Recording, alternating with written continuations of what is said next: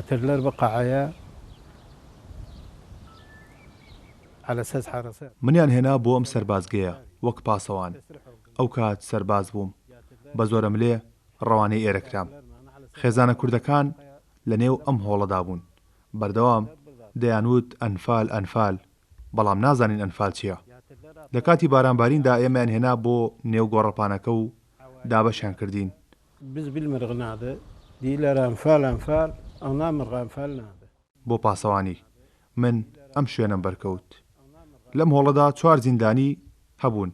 بەرامبەریان ژن و منداڵەکان سزن کرابوون. پێیان وتم کە نزیکەی هەفتەیەکە ئەو 4 کەسە خواردن نەدراوە پێیان. کلیلی دەرگاکان لای زابط ئەمنەکان بوون لەو کاتەدا.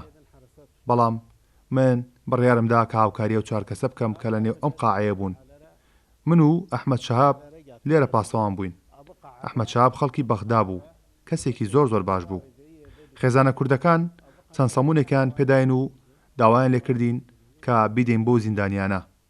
ئێمەش سەمونەکانمان خستە نێو ئاوەوە تاوەکو لە ژێر دەرگاکە ڕەوانیکەین بۆ پێی کە ژێر دەرگاکە زۆر بچووک بوو. توانیمان سەمونەکان لە ژێر ئەم دەرگایەوە بکەینە ئەو دیەوە بۆ زیندانیەکان، هەرچەندە سەمونەکان خۆڵاوی بوو، بەڵام بەپەلا ئەو کەسانە خواردیان. ئەو کەسانە بە جۆرێک سزا دەدران کە سزایشی زۆر قورس بوو. لە کاتی سەرمایەشی زۆر توندا ئاوی سارد دەخرایە ژێریانەوە.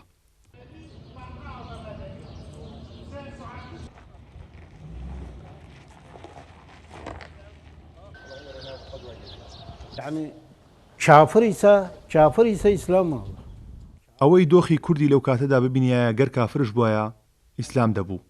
لەم هۆڵە 2 ژن بە یەک ڕۆژ منداڵیان بوو. هێندە قەرەباڵغ بوو هۆڵەکە، عایلەکان هەمویان بە پێوە وەستا بوون.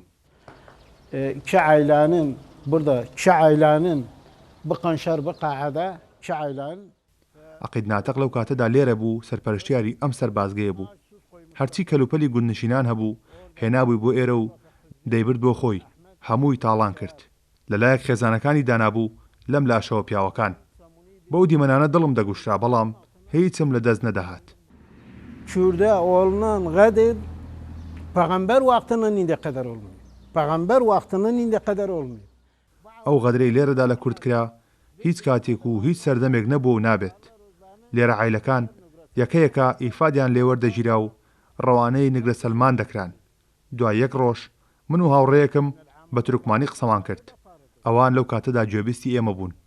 وانزانی کوردین. هاتن و وتیان ئێوە نابێت لێرە بمێن و ڕاستەوخۆ نەقڵ کراین و گوازراینەوە بۆ شوێنێکی دیکە. Bunlara da kadir etmişler. Avaylar, havle dediler, bunlar yemek versinler, köy yemekleri.